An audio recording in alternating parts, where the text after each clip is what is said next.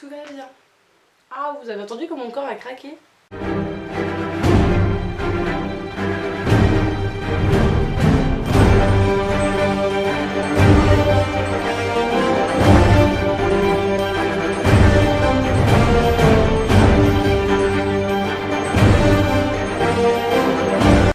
Bonjour tout le monde, je suis ravie de vous retrouver aujourd'hui pour une nouvelle vidéo spéciale la mode.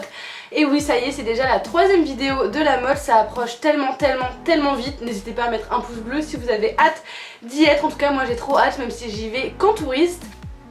Et mon ordinateur s'est éteint, on adore. Aujourd'hui j'avais envie de vous parler un petit peu des catégories. Vous voyez souvent par exemple à côté des noms d'épreuves, des noms un petit peu bizarres. On a par exemple le CSO Poney 1, Minime, Poney 1, Junior Excellence.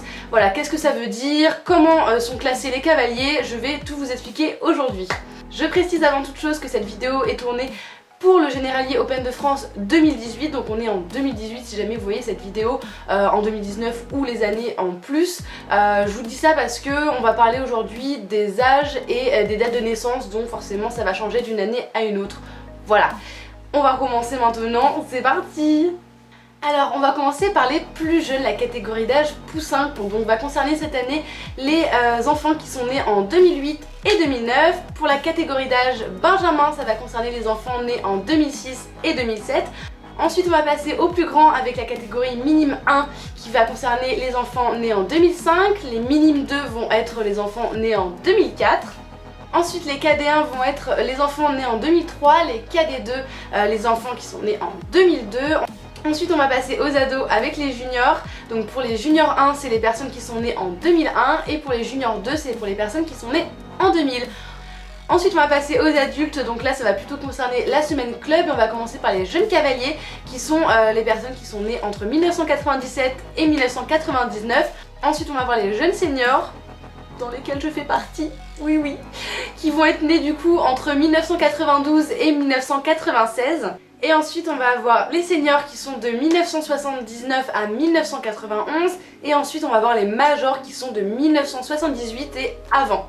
Sachant que les épreuves sont découpées selon le nombre de personnes, je m'explique. Si par exemple il n'y a pas assez de personnes dans les juniors dans une épreuve pour découper l'épreuve en junior 1, junior 2, l'épreuve sera simplement en junior et du coup vous aurez un mélange entre les personnes nées en 2001 et les personnes nées en 2000. Donc ça s'applique pareil pour les minimes, pour les cadets, pour les seniors aussi. Donc on va regrouper les seniors et les majors s'il n'y a pas assez de personnes pour pouvoir faire deux catégories. On va faire la même chose pour les jeunes cavaliers et les jeunes seniors, du coup ça va être seulement les jeunes seniors s'il n'y a pas assez de personnes, etc. Là je vous ai vraiment tout détaillé pour que vous puissiez comprendre comment ça fonctionne.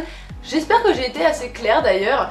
Et on va maintenant passer à la catégorie excellence et premium. Alors l'excellence c'est quoi, comment on y est, comment ça existe, comment on fait pour y être. Tout simplement quand il y a un trop grand nombre d'engagés dans une épreuve. Alors par exemple en CCE Poney 1 junior, admettons il y a déjà une catégorie junior 1, junior 2, et bien il va y avoir une catégorie excellence en plus. L'excellence, alors vous inquiétez pas, c'est exactement la même épreuve, exactement les mêmes difficultés, la plupart du temps les mêmes jurys que les autres. Il n'y a pas de différence, seulement la concurrence est différente puisque vont être en excellence les personnes qui auront remporté le plus de points durant la saison.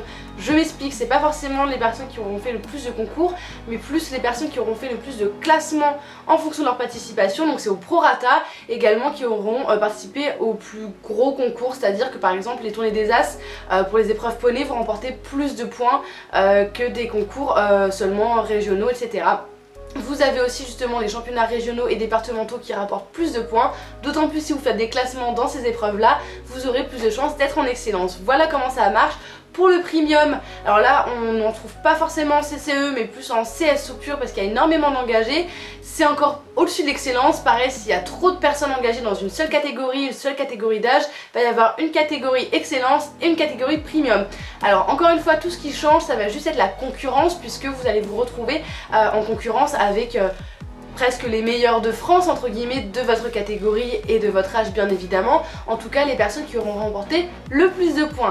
Donc ne vous inquiétez pas, si vous êtes dans ces genres de catégories, c'est déjà gratifiant pour vous et puis c'est aussi vous avez le niveau diète parce que vos résultats à l'année ont été largement conséquents pour pouvoir être qualifiés dans ces épreuves là. Et voilà, c'en est tout pour cette vidéo de la mode. On se retrouve la semaine prochaine pour une nouvelle vidéo spéciale championnat de France. Et moi je vous fais de très gros bisous.